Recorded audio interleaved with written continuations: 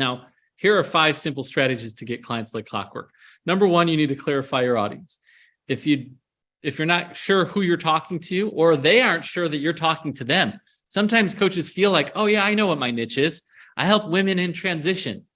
Well, women who are in a specific transition aren't necessarily going to connect with the language women in transition.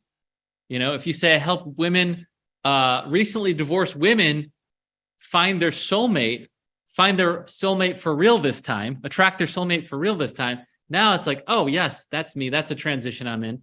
Or I help stay-at-home moms transition back to the workforce.